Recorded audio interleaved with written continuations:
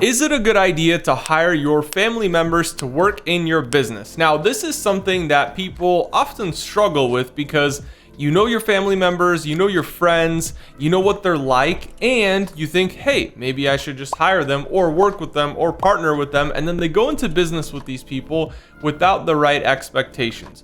One of the ways that I've found to make this work is that if you are very upfront with the delineation between your personal relationship and the professional side of things, the business side of things, and you know how to keep them separate, then you can make it work. However, you are most likely going to have to exhibit a little bit more grace in specific situations when it comes to working with your family and friends. So one of the benefits, and I'd say probably the biggest benefit, is that you trust these people. Well, hopefully you trust your family members and your friends.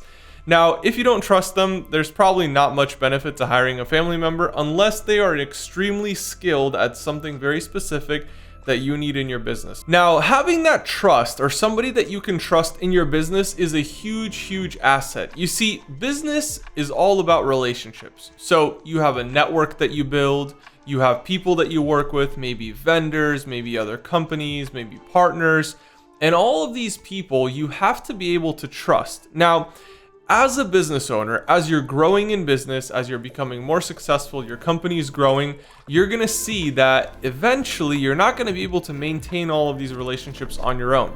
And so you have to start hiring people who are going to be trustworthy, people that you can trust to represent you well. Because remember, let's say at first you have maybe 5 relationships you need to upkeep, and then it's 50, and then it's maybe 100.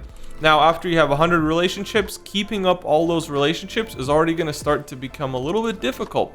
Now, imagine you have 1,000 relationships, all the acquaintances, all the vendors, all the partners, all the people that you've worked with, and you want to keep up those relationships. It's going to start getting difficult. And as much as we'd love to keep up those relationships on our own, sometimes it's very valuable to have somebody within your company that you really trust, and that person can help maintain some of these relationships with you. Because at the end of the day, these are people that you like and people that you want to continue adding value to, but you don't want them to feel like they're being neglected or anything like that. So the way to do that is you have somebody help you maintain these relationships. Sometimes it's making sure that everything's working correctly for them. Maybe it's a partner or something, or a client, checking in with them, making sure they're successful, and making sure that these people are getting a lot of value from your products and your services. Now, that trusted person can be potentially a family member. So that's one huge benefit that I found of hiring family members and friends, is that I can trust that person.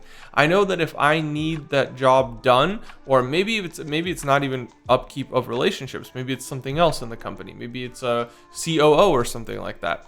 If you need somebody that you can trust to help you operate that business, or somebody that you can bounce ideas off of, a lot of times that person has to be super trustworthy, and you have to be able to leave them alone in the business. Like, let's say when you travel, you have to be able to leave them alone to run the company for you when you are not present. So that's one huge benefit. Another huge benefit potentially of hiring a family member or a friend is that you already have a pre-existing relationship with them.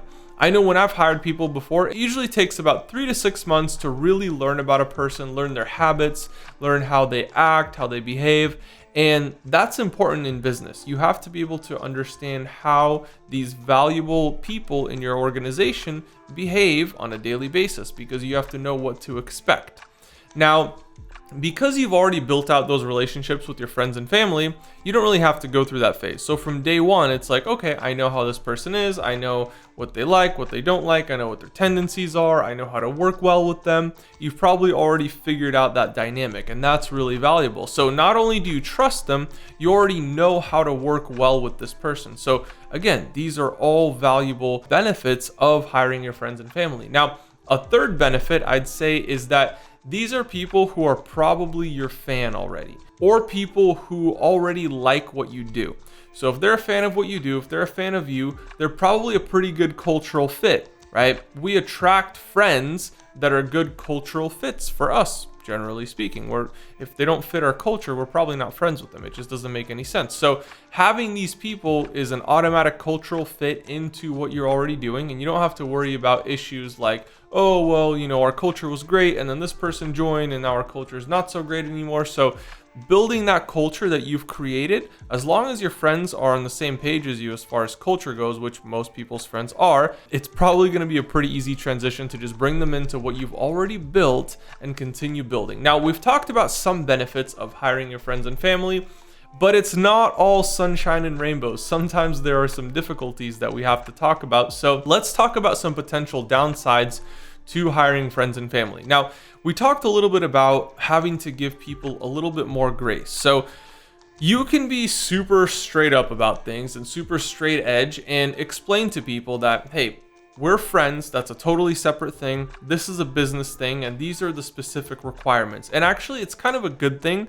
when you hire friends and family, because you have to start thinking about all of the little details that this person needs to do in the business. And so then you have to create a very clear separation between, this is our friendship, we're not taking advantage of our friendship. You have specific job duties and a job description, and these tasks must be completed. Let's say if these marks are not met, then you can no longer work here. And it's not personal, it's simply business. So I like to have that conversation up front with them. If these marks are not met, if these things are not done, I will have no choice but to let you go. And so when you have that conversation up front, they understand that, hey, this person is not upset with me right now, and he's just saying this because that's business, and they'll understand. So now when they come in, they already have that in their mind that, okay, I can't just assume that I'm just hanging out with my buddy at work.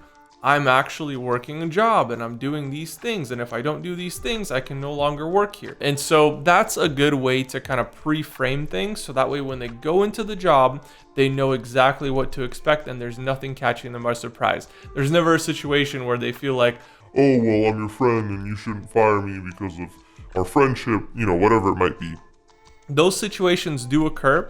And the other difficult side of it is that you can't favor your friends over other employees. So that's totally going to destroy your culture if you do that, but you can't favor them over something else. So one policy that I have in my business is that no matter who you are, no matter if I'm friends with you or not friends with you, that has no standing. The only thing that has standing is the best idea. So the best idea always wins. It's not the person I'm the closest friends with. It's not the person I like the most. It's not the person I dislike the most. It's the best idea. The best idea always wins. Not your rank, not your title, the best idea, and the best idea only. Alrighty guys, these are some pros and cons of hiring your friends and family. Let me know what you guys think below in the comments, and as always, make sure you like, comment, and subscribe, and I'll see you guys in the next video.